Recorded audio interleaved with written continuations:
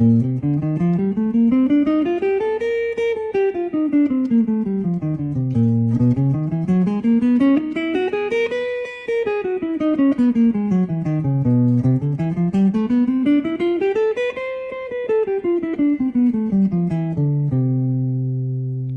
hi. I was just practicing my major scales. I do that a lot. You'll be doing that a lot. You've learned how to build your major scales up and down a single string.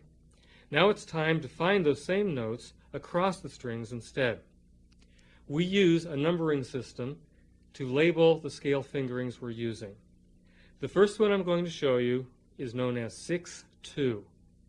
The 6 stands for the string that the root is found on, and the 2 tells us which finger to play the root.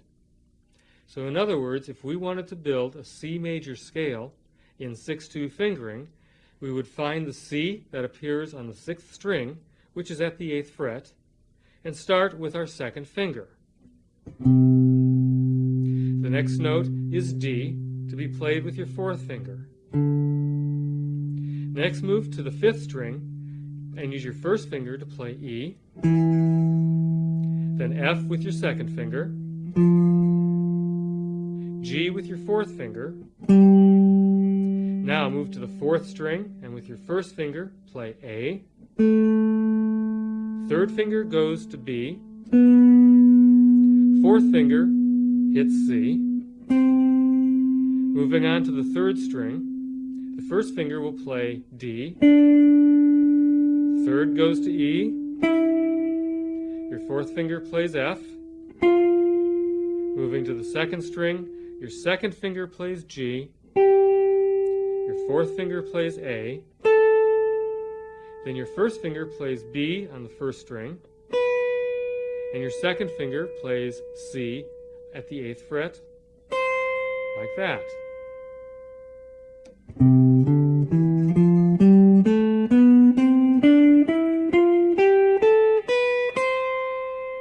Descending.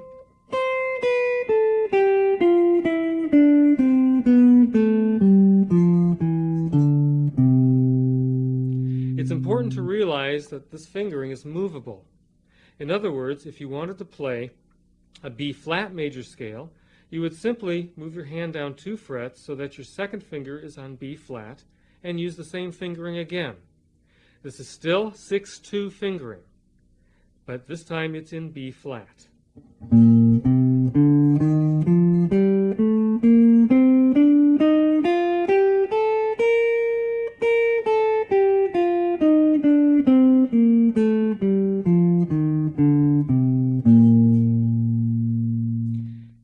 While you're learning and practicing these scales, there are several things you need to remember regarding your left-hand technique.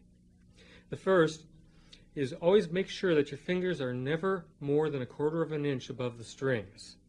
Later on, when you're playing at faster tempos, you need to save distance. In other words, be as close to the targets as you can be. Secondly, make sure you're always playing with just the very tips of your fingers. You'll be more nimble that way, and you'll move around the fingerboard and the strings much quicker this way. Also, place your fingertips directly behind the frets. This will give you the truest sound for every note.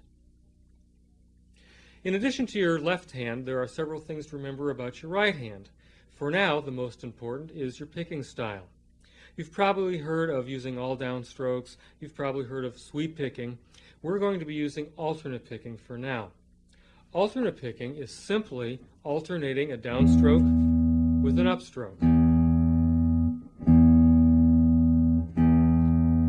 It's important to make sure that all of your notes are even in terms of volume and tone.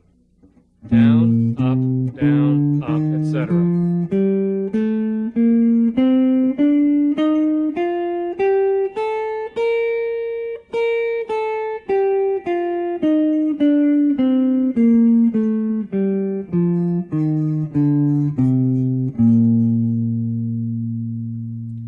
Your next step is to practice this fingering starting from every note, playing in all keys.